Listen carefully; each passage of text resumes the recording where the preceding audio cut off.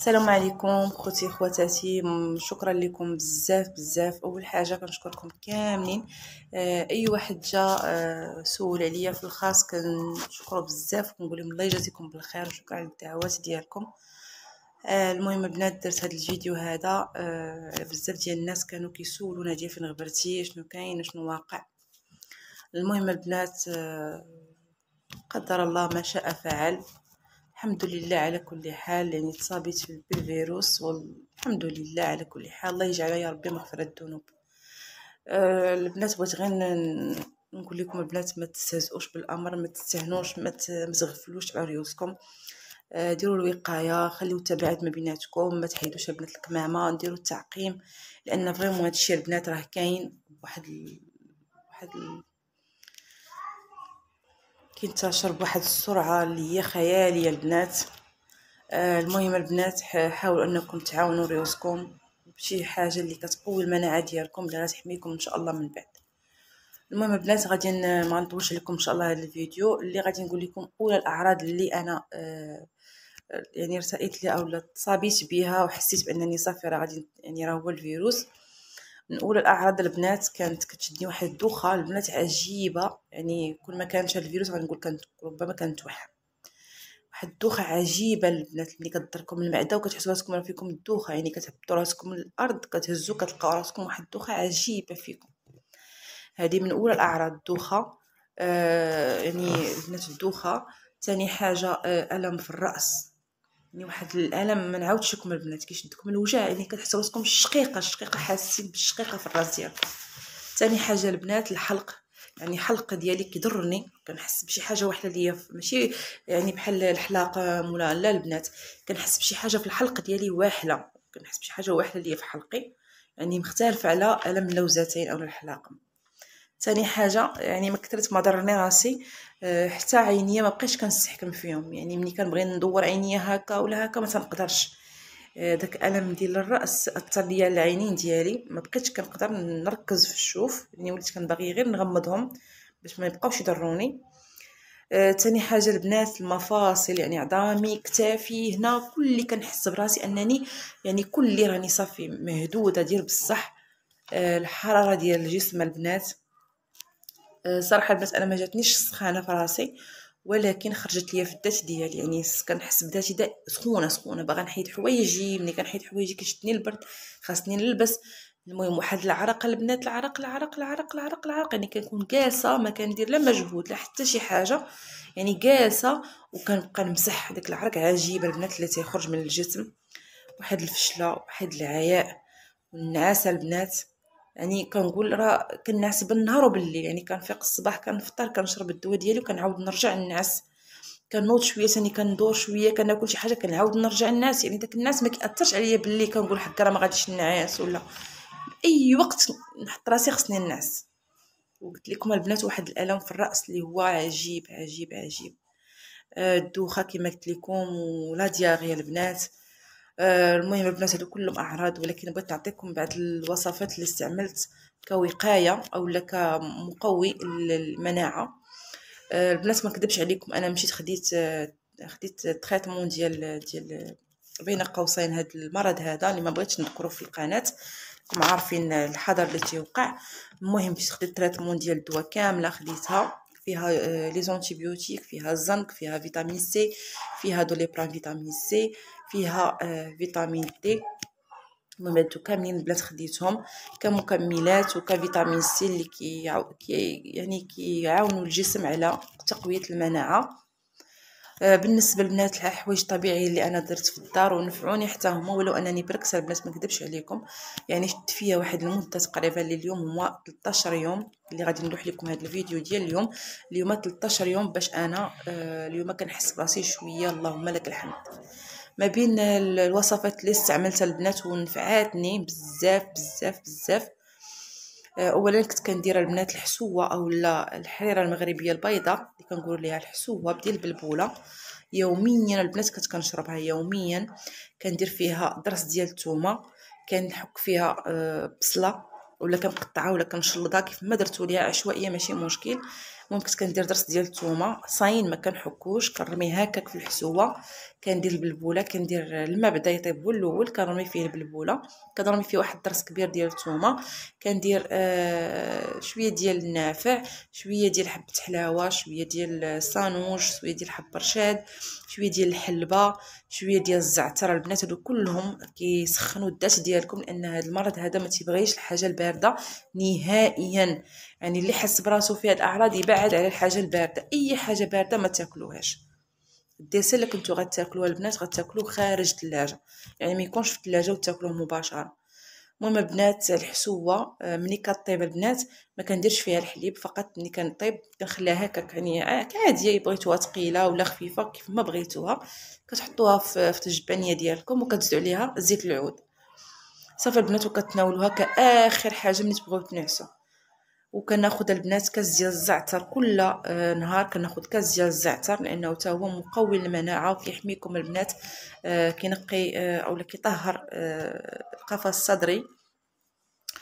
البنات حاجه اخرى البنات اللي ما كتمشاش، لان هذا المرض هذا كيدير تخثر الدم لا قدر الله. الناس اللي عندهم الاعصاب او اللي عندهم شي مرض مزمن هكا كياخذوا شي دواء، ف من الاحسن البنات ديروا التحليله، الا كنتو شاكين ديروا التحليله ديال تخثر ديال الدم، لان هذا المرض هذا من بعد كيخلي مضاعفات اللي هما تخثر الدم اللي هو لا حول ولا قوه الا بالله. المهم البنات اللي عندهم هذا المشكل هذا يديروا كاس ديال الماء دافي ويديروا فيه معلقه صغيره ديال القرفه، يحركوها مزيان ويشربوها اي وقت في النهار، اي وقت، الصباح، في الوسط النهار، في اي وقت شربوها. مهم تكون بعيده على الدواء اللي كتشربوا، مثلا شربتوا الدواء الصباح ما عندكمش بالنهار غتشربوا هذا الكاس ديال القرفه مع النهار. مهم كاس ديال الماء دافي مع معلقه ديال القرفه. بالنسبه للناس اللي ما تيتحركوش، يعني كتجيهم هذا المرض هذا وكينعسوا كيشدوا الفراش ما تينوضوش، بالمناسبه هذا المرض هذا كيبغي الناس تتحرك شويه، ما تنعش به. واخا تحسي راسك فاشله، واخا تحسي براسك ما قاداش، واخا تحسي براسك ما عرفتش شنو، ما تبركيش، ما تبركوش به. نوضوا تحركوا، ديروا الكمامه ديالكم في الدار على قبل وليداتكم، على قبل مالين الدار، بعدوا عليهم قدر الامكان البنات. انا ما نكذبش عليكم، كنت كنطيب وكنت كلشي كناكل كلشي، ولكن كنت كندير كمامتي في الكوزينه. ملي كندخل الكوزينه كندير الكمامه، كنخاف نعطس على الماكله ولا على الماعن ولا على شي حاجه، الله اعلم البنات. المهم الكمامه ديالك عطسي فيها ولا ديري فيها، مهم حامياك وحاميه وليداتك ومالين الدار اللي معاك. دائما التعقيم، عقمي يديك قبل ما توصلي للكوزينه، ضروري غسلي يدك مزيان بالصابون، مزيان مزيان، وخلي ولادك بعاد. بالنسبه للحاجه اللي كنت كنعقم بها الدار، كنت كندير اكثريه كنت كندير كاسرونه فيها الماء، كنغلي فيها شويه ديال القرنفل وقشور ديال الحامض وورق ديال النعناع. اول حاجه كنبخ بيهم، يعني كندير واحد الفوطه على راسي وكنبقى نستنشق هذاك البخار ديال هذاك القرنفل والحامض والنعناع. من بعد البنات كندوزو على الدار كامله كامله كامله كامله. وكندير البنات حتى الشيح كناخذ واحد المقله عندي قديمه، كنت حضرتها معكم البنات هاد الطريقه في واحد الايام ديال الاولى ديال المرض العام اللي فات. كندير واحد المقله عندي قديمه، كنخليها حتى كتسخن مزيان فوق البوطه حتى كتسخن ديال بصح، يعني كتحمى مزيان. من بعد كنحيدها وكنديها مثلا كنبدا بالصالون، كنهز واحد شويه ديال هذاك الشيح وكنوضعو في ديك المقله، وكتبقى داك الباخ يطلع مع ديك السخونيه اللي في المقله، كيبقى داك البخور كيطلع، وكندوزو على الدار كامله. كيكونوا الشراجم مسدودين البنات حتى كنحس بالدار كلها راه تعجعجات بهذاك الشيح. كنخلي تقريبا واحد 5 ديال الدقائق عاد كنحل الشراجم كيخرج داك النفس. المهم هذيك عمليه كنت كنديرها يوميا 2 مرات في النهار، يعني كنديرها في الصباح ملي كنفيقوا من النعاس على النفس اللي كيكون في الدار داير، وكنديرها ملي كنبغيو نعسو. البنات كناكل مزيان، ما نكذبش عليكم، في الاول السيمانه الاولى ما كانش عندي الشهيه نهائيا ديال الماكله، كنت كنبزز على راسي الديسير، يعني فواكه، اي حاجه فيها فيتامين سي البنات كلوها، كلوا الليمون، كلوا الخوخ، كلوا الشهديه، كلوا الكيوي، المكسرات، اللوز، الكركاع، التمر البنات مزيان بزاف، كلوا الزبيب، اي حاجه فيها فيتامين سي تناولوها البنات بكثره، انها كتنفعكم وكتعطيكم الطاقه باش كتكونوا يعني داك النهار راكم كتعاونوا راسكم شويه، يعني كمكملات غذائيه طبيعيه. زيت الزيتون البنات، الثومه.